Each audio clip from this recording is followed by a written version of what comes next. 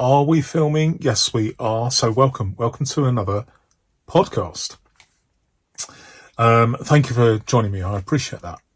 And if you're watching, fantastic. If you're listening, fantastic. And if you are watching this or listening to this via YouTube Music, then let me know. I'm getting some reports of some feedback from people that are listening to my podcast either on the app or on the YouTube app or through with their phone switched off. I mean, not switched off, just with the screen blank. But also people watching or listening to this through YouTube Music. So it is an interesting development. YouTube, that are owned by Google Podcasts are now sort of migrating, and they're migrating to YouTube Music. So those people with YouTube Premium can watch or listen to this podcast along with everybody else's.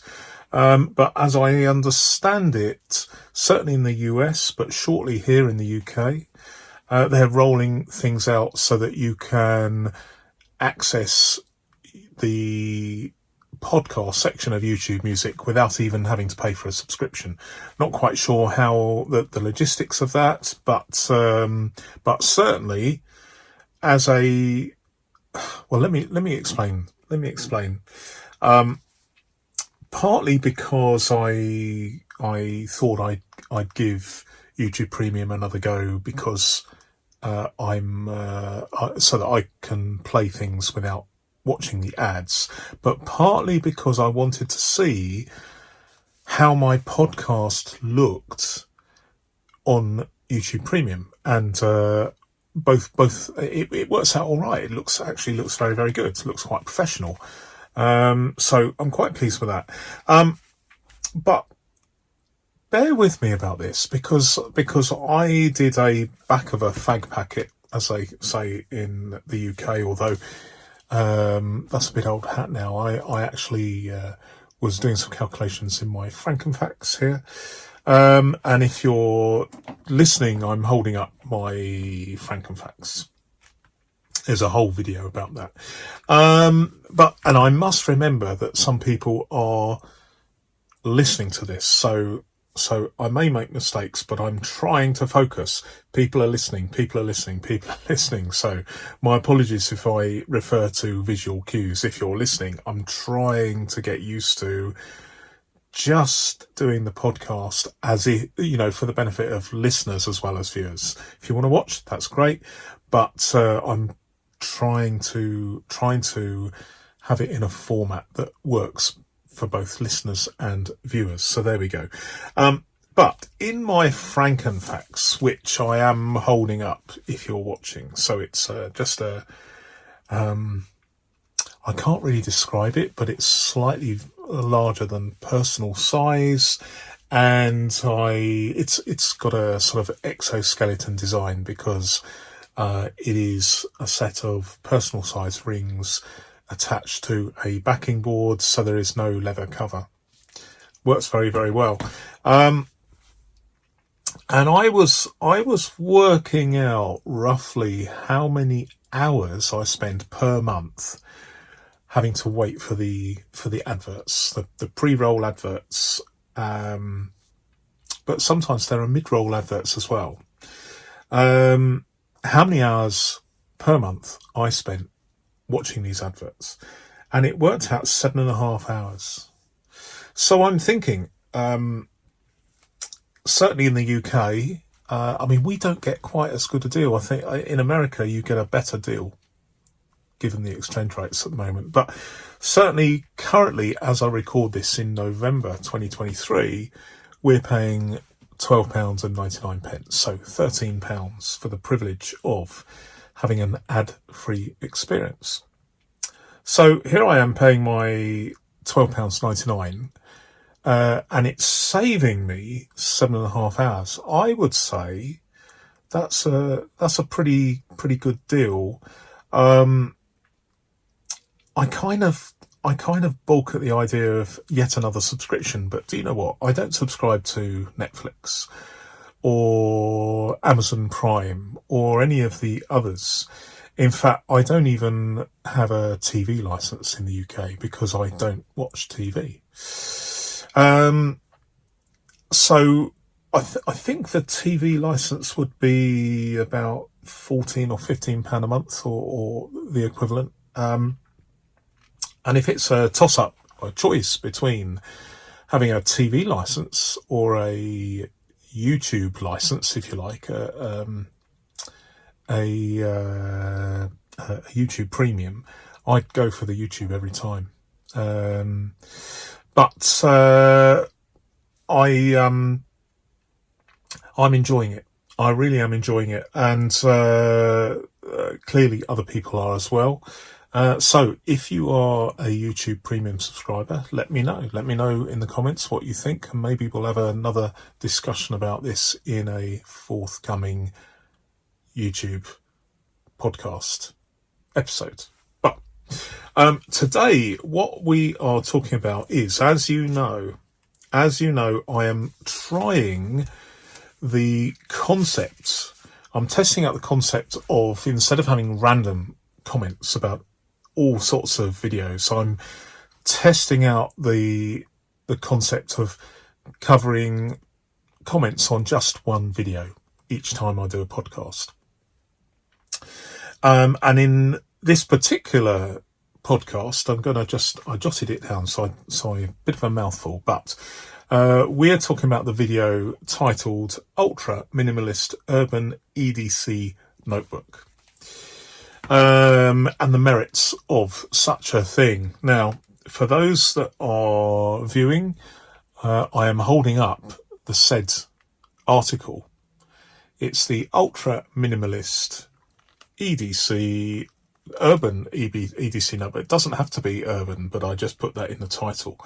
And I want to describe this to you, just to refresh your memory if you're listening. So it is an A8 sized, slightly larger than A8, a stack of A8 paper held together with a bulldog clip and a rubber band, and wrapped round and held by the rubber band is a strip of paper.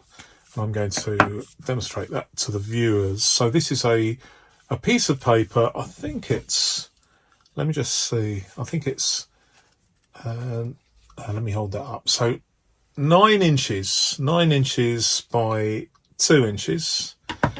And it is so it's a generous size, and it is a strip of paper, 9 inches by 2 inches, and it is wrapped. That paper is covered both sides by a piece of duct tape, gorilla tape, whatever you call it in your country, and that makes it very, very portable and minimalist, and doesn't attract any attention to thieves. You know, it is what it is. And so it is my equivalent of a hipster PDA, and I use this to, when my bits of paper, I like to recycle paper, don't I? When they get to this size, quite small, it's easier to hold them by a bulldog clip and then just use it as an inbox, and that is what I am doing. And it generated not many comments, but a few. So let's go through those comments. First of all, I'm rubbish at pronouncing these names, but a channel member, Navarro, sorry, I'm not very good, and she says, I have to say, this is such a man thing to do. I can see my husband doing this. It has made me think of how I can start to use paper more. In other words, both sides. Well, I think that's a really good idea. And this is what I'm doing.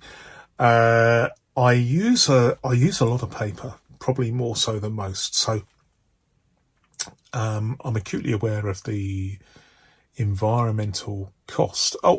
Just as a matter of interest, I haven't put my egg timer up, but we're into 10 minutes already. I forgive me, I forgot the egg timer or the hourglass. I read so I've jotted it down here about the eco cost, the ecological cost, environmental cost of paper manufacture, and I read that to make a metric ton of paper requires 20 tons of water, 20,000 litres, which is, I mean, that took my breath away. I was really, really surprised. So what I am doing is I've got my A4 filofax up here, and then I go to A5, and then personal size, and then A6, then A7, and then A8. And so I'm trying to use every square inch of paper in this way. So if this gives people ideas, then more's the good. Okay. Right. Inktronics writes, I try to use my paper efficiently in the first place. It's exactly what I don't do, so as not to waste paper. If I use half the sheet, I start the next day or date on the lower half of the same sheet and continue. Okay, that is interesting. So this person is saying that the way they do it is, rather than use paper and leave spaces like I do and then reuse those further down the line, they,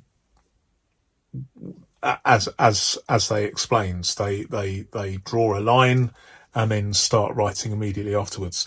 But they also go on to say, I find myself adopting some of your methods just because they work. Well, that's very, very gratifying, and thank you very much.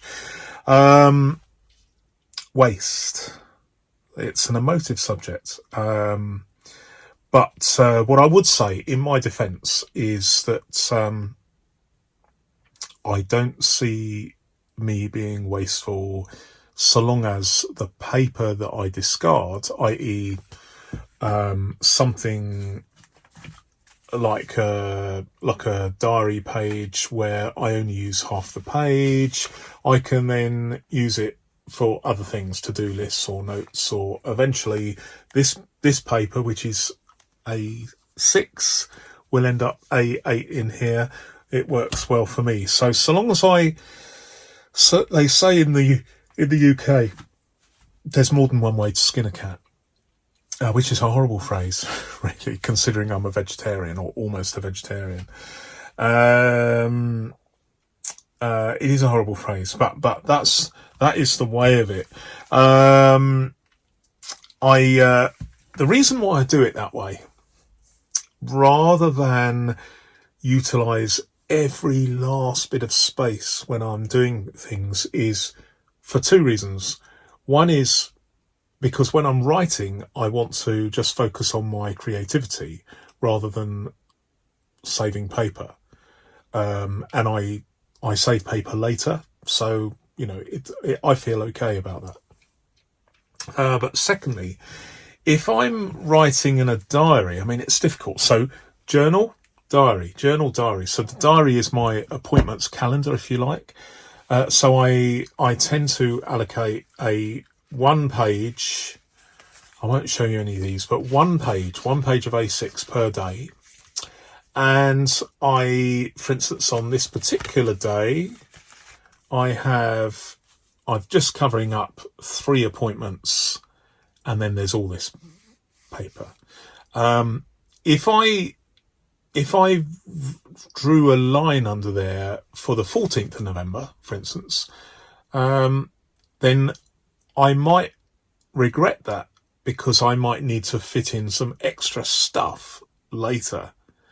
So certainly from a diary, I think most people, we need to decide how much space we're going to allocate per day and stick with that, and then worry about it later whether or not we have filled in all the space.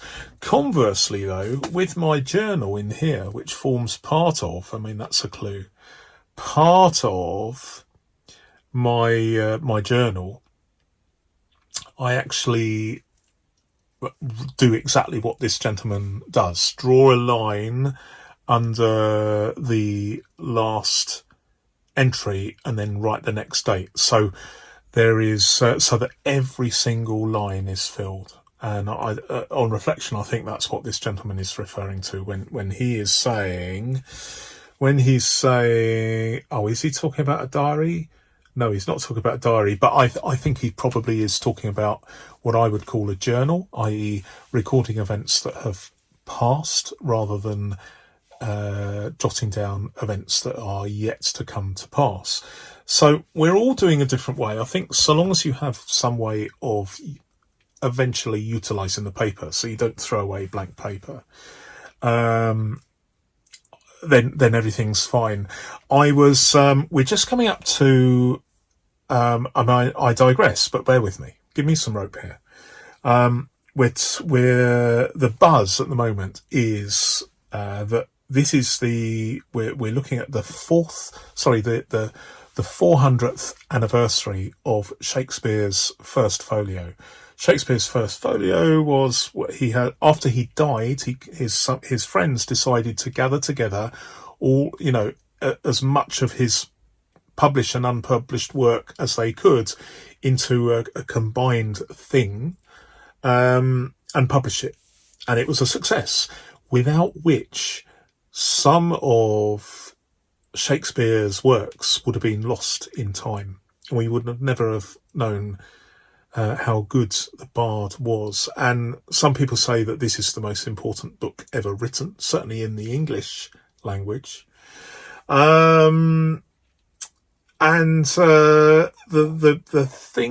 link to what I'm talking about is, at the time, 400 years ago, paper was incredibly expensive, and to print these first folios, I'm not sure how much the print run was, but it was incredibly expensive because of the sheer size. Because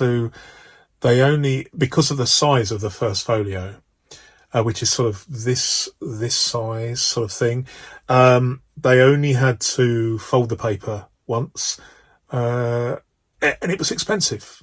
It was incredibly expensive. Books were a huge amount of money to buy, and if you wanted to, you had to put all your eggs in one basket if you wanted to create a book. And yet now we can buy a ream. A ream is 500 sheets of A4. Have I got a ream of... No, I haven't got any here. Downstairs in my paper store. You can buy 500, albeit it's not perfect quality, but it's print paper. Typically 70 GSM. In the UK, 500 sheets of print paper for £5. Incredible. Absolutely incredible. I mean, I once discussed this with my mother, and she said that she was a young girl in the Second World War, and she told me that because she's an artist, she went to art school. She said that I mean, and I'm not judging because I wasn't there, and things were really desperate times. But they used to use the flyleafs, the blank pages in books to draw, because paper was so scarce. They used the paper in books if they wanted to draw something. It was highly prized, and yet now it's almost to a penny, as we say. That's another phrase that's been lost in English phrase that's been lost in time, really. But we still say two a penny to say it's very, very cheap. But we mustn't lose sight of the fact that it may be cheap, but we have to be very, very careful. And if we're going to use a lot of paper, there's no harm in that, because it can be recycled. Okay, albeit the recycling process is an expensive process, but it can, paper is recycled. Outside my house at the moment, I have a dedicated bin. We in the UK, depending the region in which you live, I mean, certainly where I live, we have 4 coloured bins, recycling bins. And these are huge. These bins are so large, you can actually get in them. You can actually get and crouch down. They're that big.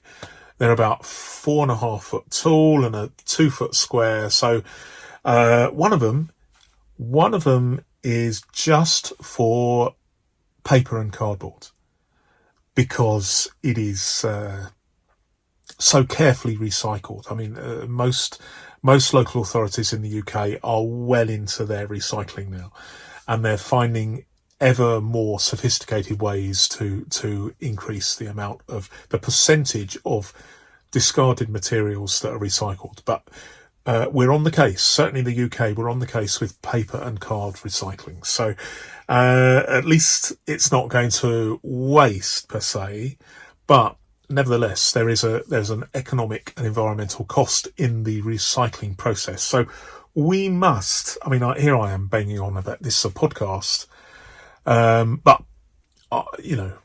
forgive me, I'm talking about recycling and this and cutting down the waste, and there is tremendous potential for doing that. My personal thought, and I reiterate what I've already said, is there's a time and place to do this, and it's not when you're writing things down. When I write things down, I am not focused. When I initially write things down, I am focused on creativity and ideas. I'm not thinking, now I must remember to write really small, so to minimise paper waste. I do that later by reusing that paper in a smaller size, and then a smaller size still, and a smaller size still. So essentially, all that gets used, and then when I finally reuse it, this gets. I scribble over the writing, but essentially when I get to this size, it goes in the shredder. I have a shredder, so for security, and then that goes into the paper recycling. So I think it works really, really well. But I'm not unduly worried about waste at the moment of writing. That is, I separate that concern for waste and apply it to the point where I'm actually concentrating on recycling and reusing that paper in smaller and smaller segments. Okay, couple of commendations here. Forgive me if this is you. I'm rubbish at names. Gakulnataraj. I think I've mentioned it before. Says, great video as always, thank you very much. And then someone who describes themselves as user PC6PJ8G4D, and a great name, says a very good idea. Thank you.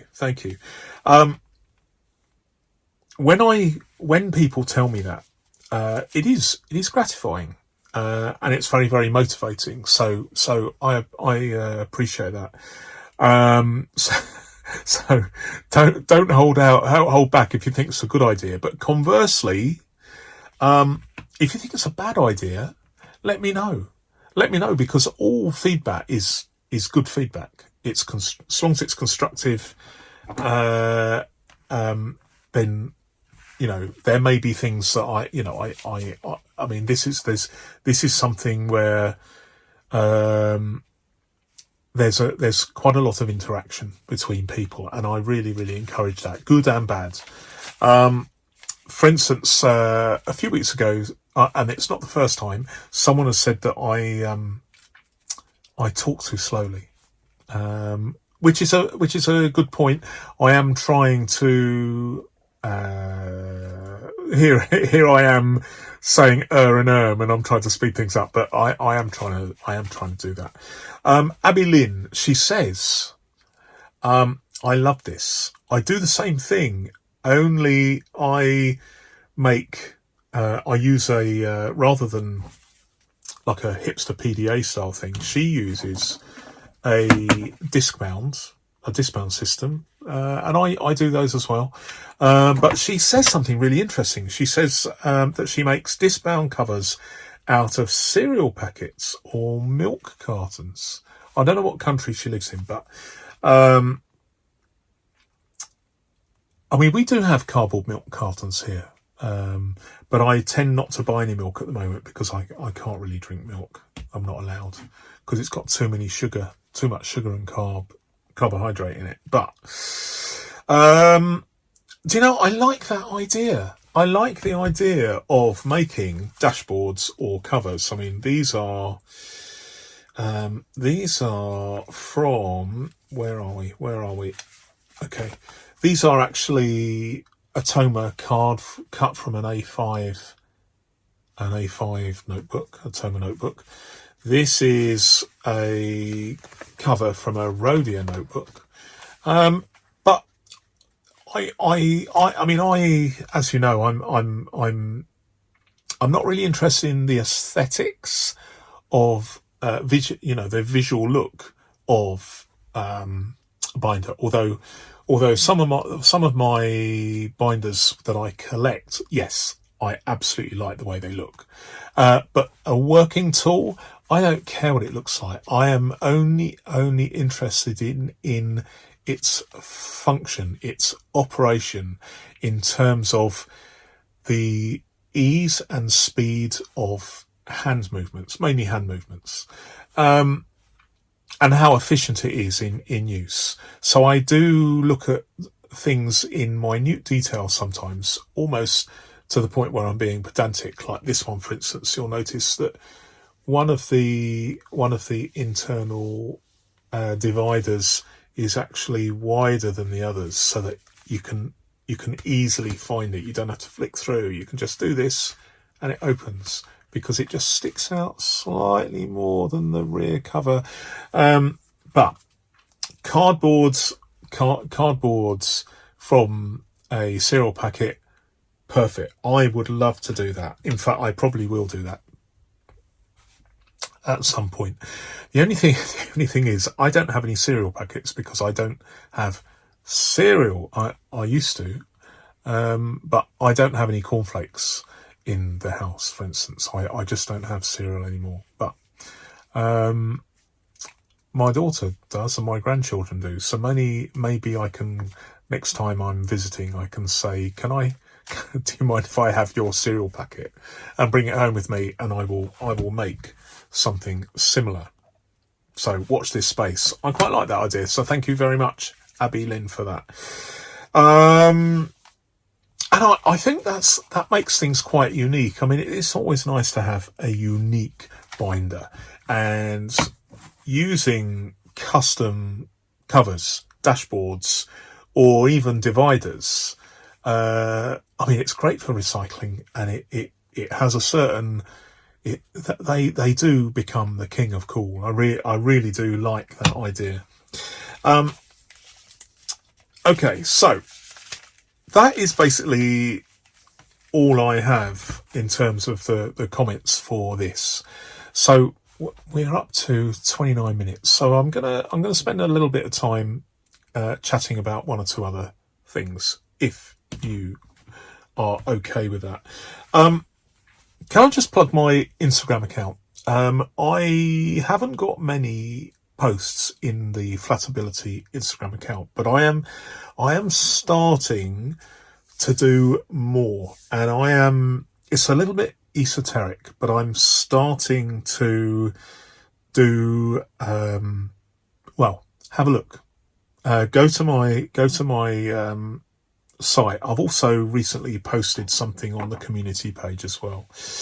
But have a look at the community page, because there is a story behind each photo. But this is the thing. I only generally, although I've published, done an open publish earlier this morning. One of the stories behind basically what I'm saying is there is a story behind each of these images. Why am I doing this? Well, I just think they look great, and I generally, only my channel members get to see the story behind the image, but you can see one of those examples in the comments, not the comments, in the community page as we speak. But I'm getting back into Instagram. I haven't posted for a while, but I'm not really a Facebook person. I do have a Facebook page, primarily just in case something goes wrong with my YouTube. Maybe I'm hacked or something. So I can then post and let you guys know what's happening, as it were.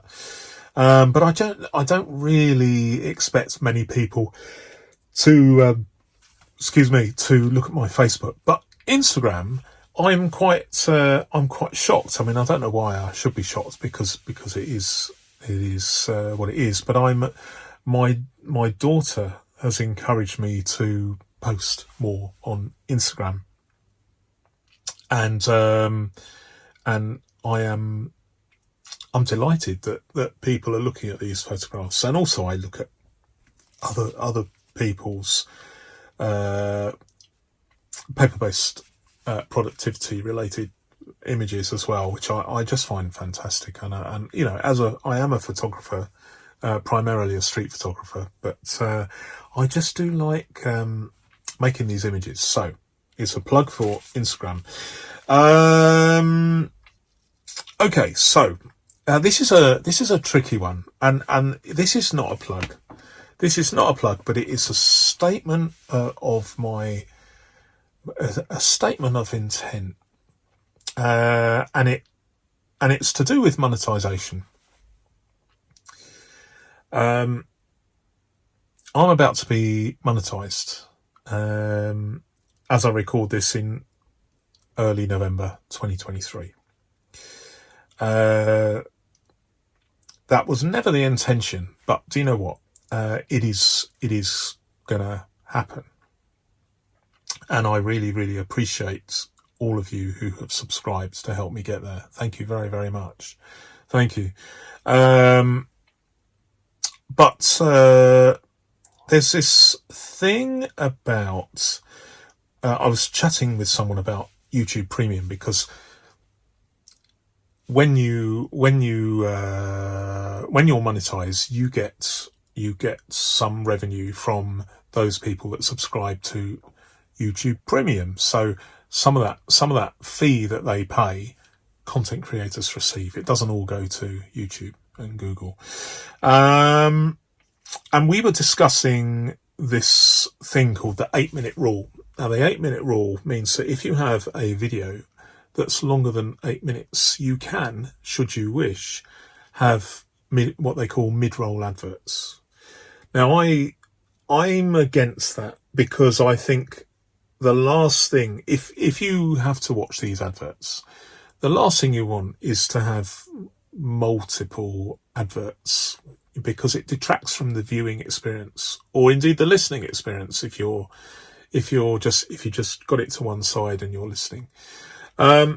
So what is my intention? Well, when I monetize, I mean, I don't, as you are probably aware, at the moment YouTube are placing adverts on my videos.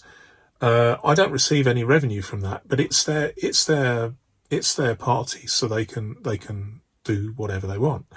But when I am monetized, I have more control over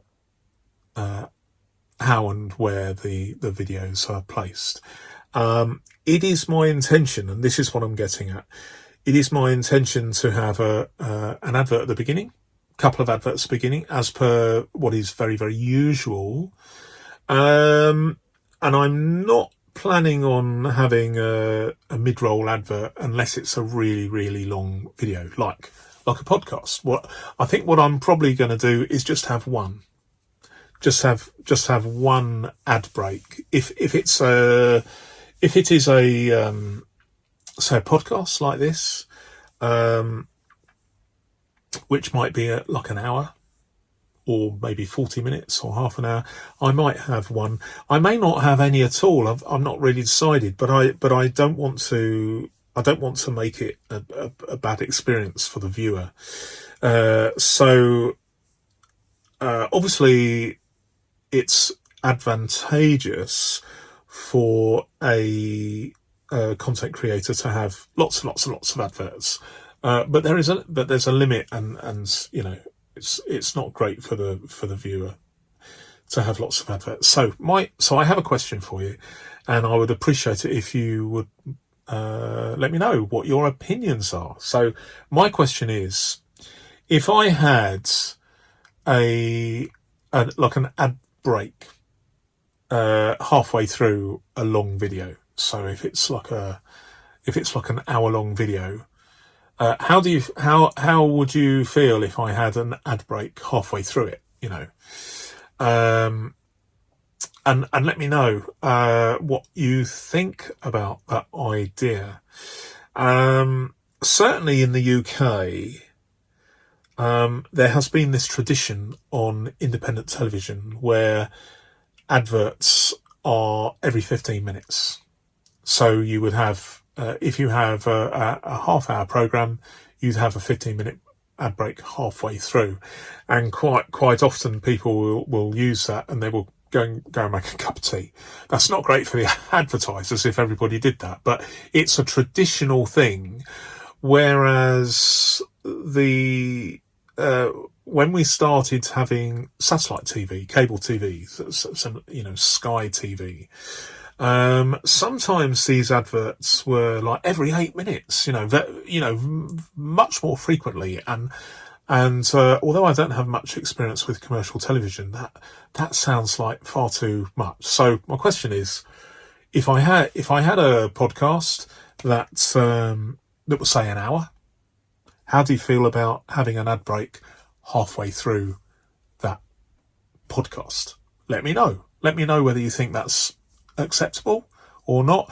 Adverts are a necessary evil, because the channel, there's no such thing as a free lunch, as they say in the UK. You know, there's got to be some advertising. Otherwise, the other sort of business model is everybody pays. And certainly with Elon Musk, with Twitter, and certainly with Meta, which is Facebook, and Instagram, there are rumours that, I know Twitter already doing it, but there are rumours that is the business model that they're going to promote, so people will get used to paying.